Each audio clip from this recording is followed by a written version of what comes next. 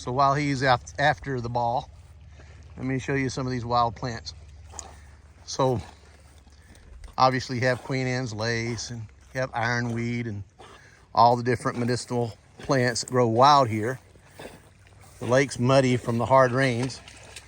This one in front of you is wild lettuce, natural painkiller, and puts out a milky substance, which is what the painkiller comes from in the stalk. And I'm gonna take my pocket knife here, and I'm trying to video with one hand and open a pocket knife at the same time. So you can see the leaves. This is has a little hairy stuff on the back side of it. Some of them are spiky. This plant here is about 6 foot plus. Quite a few of them down through here, as you can see, all the way down the lake. But watch when I scratch the surface. You'll start seeing a milky substance immediately come out. It'll leak. Let me get it focused here.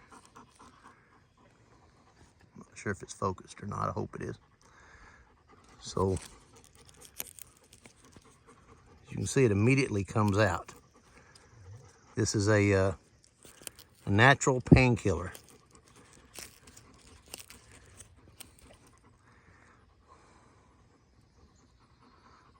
That's where I just cut it with a knife. I don't know if you see me do that or not. Let me see if I can get the knife in the video.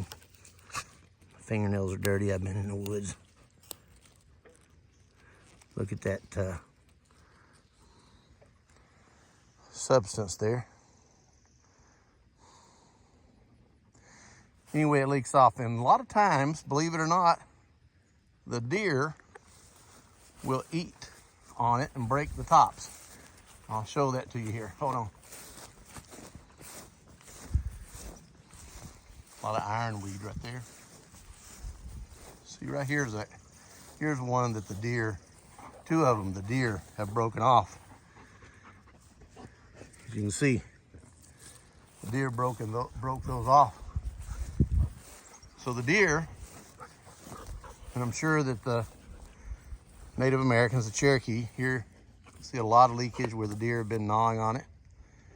This is about 4 feet tall. This would definitely not be any other critter.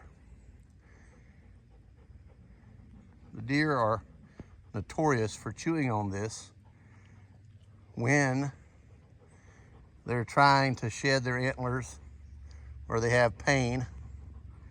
They know what pain medicine. Here's another one that's broke off.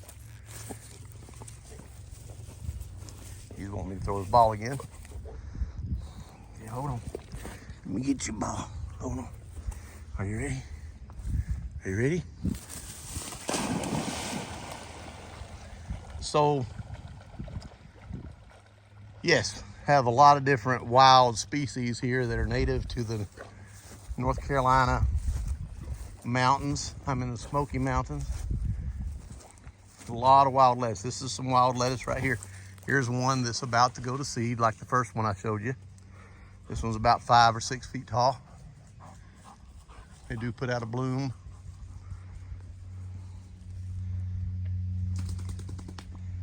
And I've already put my knife up, but try to scratch it with my fingernail. I don't have many fingernails. There you go.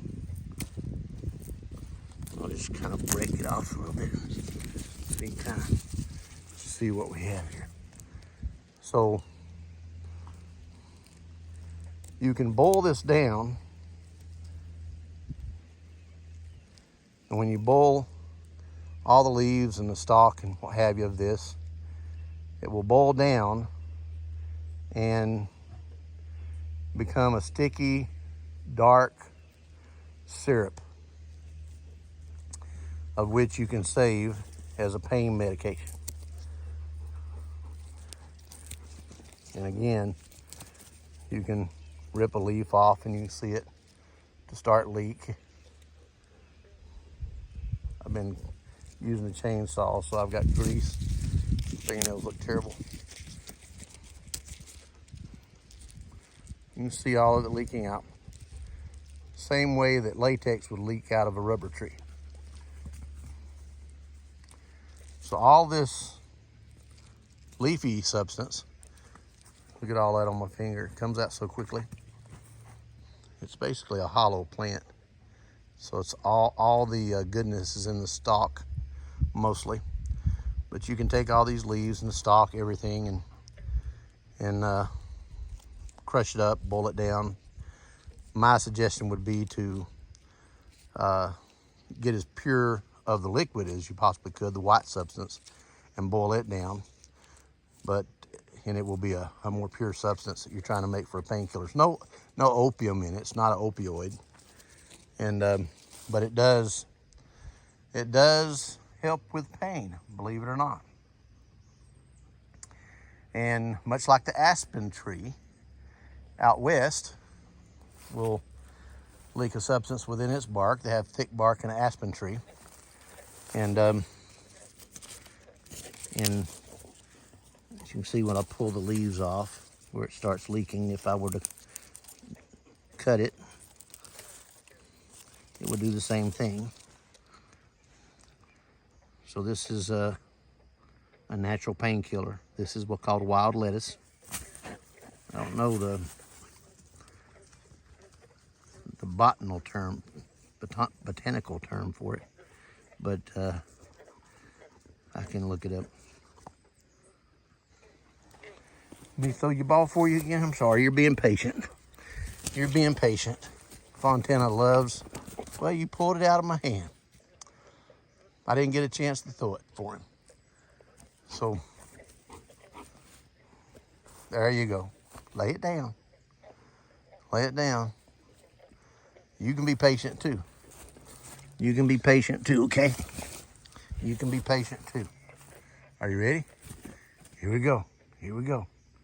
This ball, he's wore out. So hope that was an interesting little video about wild lettuce.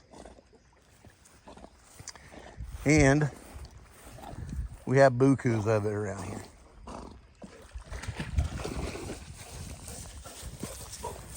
And the deer love it. The deer absolutely love it. Absolutely love it. One more time, and we're going to turn this video off, okay?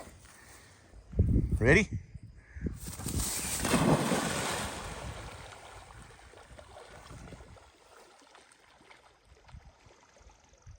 Believe it or not, those are some river birches that I planted a few years ago, probably 18 or so years ago.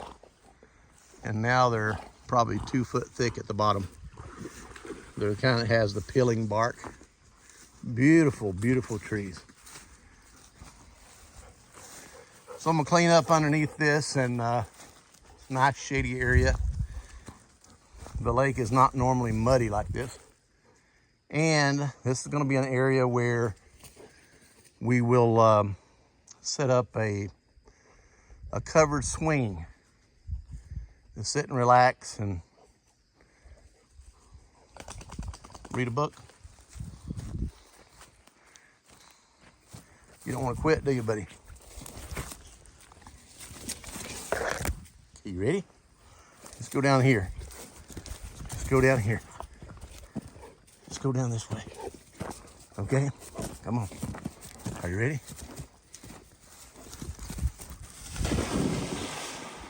All right.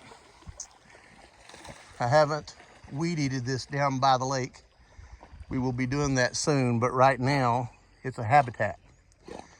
So we don't weed-eat it all the time. And the reason we don't is because in the spring, the Canadian geese lay their eggs in that area up here and over on the other side. And he didn't see it, but just a few minutes ago, when he was coming up through, there was several bunnies ran out. So the wild rabbits, I keep a lot of the grass cut, as you can see. So there's only so much habitat that they can hide in. And this is one of the areas they do that in. If you look closer down on the edge of the lake or around the edge of the other side, you'll see kind of a swamp grass. Now we don't mow that out either. The reason we don't is because the smaller fish need a place to hide from the bigger fish so they can survive until they get larger and competitive. So around the edges, if there's a tree, like these trees here, if you'll notice wherever there's a tree close to the lake, that swamp grass will not grow in the shade. So all the rest of the area, you're gonna have a lot of small fish down in that grass. Frogs, wildlife. So there's a reason for the madness and a reason the way we maintain it. We do maintain it, as you can see. We keep things groomed, and this will look groomed a little later in the year.